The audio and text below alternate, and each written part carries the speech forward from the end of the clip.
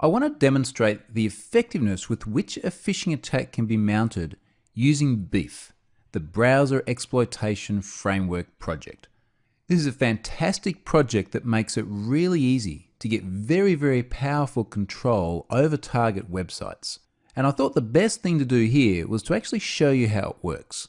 So firstly, Beef is available from beefproject.com.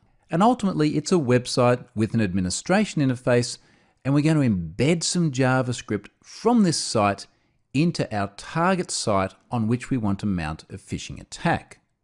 So what I'm going to do first is jump over to that target site, show you how I've hooked Beef in, and then we'll see what we can do in terms of mounting a phishing attack. So here's the target site I've decided to use, and I referenced this just before in terms of account enumeration. This is the hackyourselffirst.troyhunt.com site, and it's got a flaw that makes it really easy to demonstrate Beef. Now you might notice that I have this site loaded in Firefox because I want to try and emulate a very independent browsing session from what I'm about to show you with the administration panel for Beef, which I'll open in Chrome. Now I want to show you how this works. I'm going to browse over to the leaderboard. And then from the leaderboard, I'm going to pick one of the vehicles here. Now, in case you've not seen my other Pluralsight courses where I use this site, it's all about logging in, voting for vehicles that you like, and then leaving a comment if you so desire. Now, one of the problems with this website is that you can leave a comment that's a persistent XSS attack. Let me show you how that works and how I'm using it for Beef.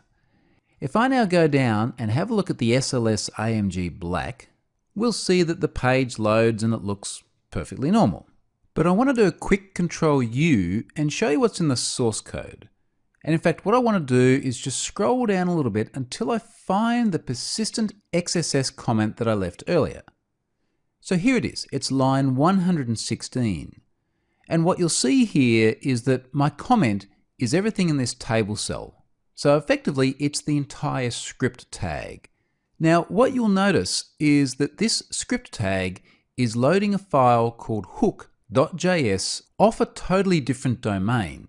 And that particular domain is where Beef is running. So what's happened is that this browser session has loaded in this JavaScript file. Now let me close the HTML source and hit F12 for the developer tools, jump over to the network, and what you'll see is that this page is continually polling. So I'm showing you this in real time. And what you're seeing here is every few seconds, it's going off and making a request to hook.js. Now what we can do is instruct this website to behave in a very phishing-like way by using the administration panel as the attacker. So we're really looking at the victim view here in the browser. Let's close the developer tools and I'll Alt-Tab over to the administration console for Beef. So here's the admin, and we can see that I have one online browser here at my present IP address. There's an offline browser there where I was doing some testing earlier on as well. Now the first thing we can see here is extensive information about the hooked browser. So everything from the user agent to the platform, all the way down to things like the cookies. Effectively, everything that could be retrieved via client script. What I'm really interested in though, in the context of phishing, is some of the commands that we can issue over here. What we see now is a bunch of different modules that we can apply to that hooked browser. But being a social engineering course, I want to jump down to the social engineering category and apply one of these attacks. And the attack I want to use is petty theft. Now what we can do here is choose the dialog type. So which social media provider would we like to phish credentials from? There's some typical options in here. I'm going to go with Facebook though. Now as soon as I hit execute, I'm going to Alt-Tab back over into that Firefox session because I want to show you what happens next. Now remember, this Firefox session is continually polling the Beef website And here is what has just happened. Beef has sent back instructions with a social login dialog. Now have a look at what we're seeing here. This looks like a legitimate Facebook login. Many people would see this appear on their screen and not think twice about entering their Facebook credentials. Let's enter some info and see what happens.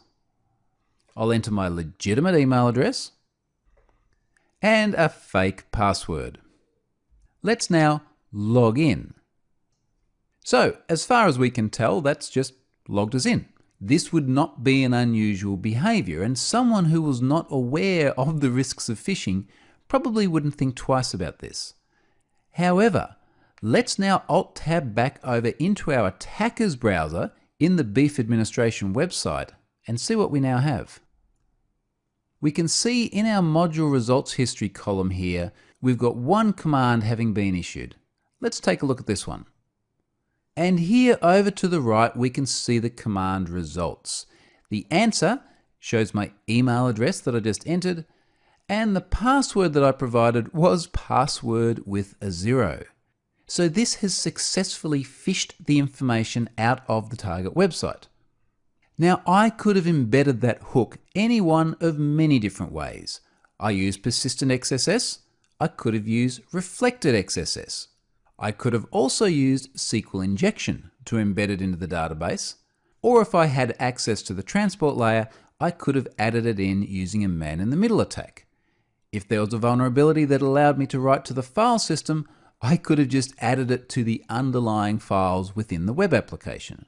There are many different website vulnerabilities that could allow an attacker to modify the contents of the site. Let's try one other option. And in fact, just whilst recording this, I can see that in the online browsers, there's another one that's just appeared. So the Hack Yourself First website is a public site that many people watching my courses do go along to. So right now, I've actually got someone else hooked as well. But I'll leave them alone and instead try a Google phishing attack. Let's just run that with all the defaults. I'll Alt-Tab back over to the site, and now let's see what happens. And again, we're just waiting for that hook to fire. So for the browser to make a request back to Beef and get its next instruction. And here it is. We can now see what looks like a normal Google login page. Now, of course, the URL is not correct, and certainly we don't have a valid certificate or anything that would allow us to be confident that we are actually talking to Google, but let's fill it in anyway. I'll use the same credentials again. Let's now sign in. Now this has actually redirected us back to Google. So as far as the end user can see, it didn't actually log them in. But we are back here in Google. It does look legitimate. And indeed, this website is legitimate. It's a valid Google domain, and it's served over HTTPS with a valid certificate. But let's now go back to the Beef administration panel and see what we have. There's the command that was issued. We'll click on that.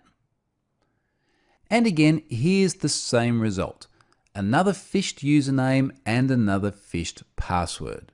Now, Beef goes well beyond that. You can get a bit of a sense of just how extensive it is based on the module tree.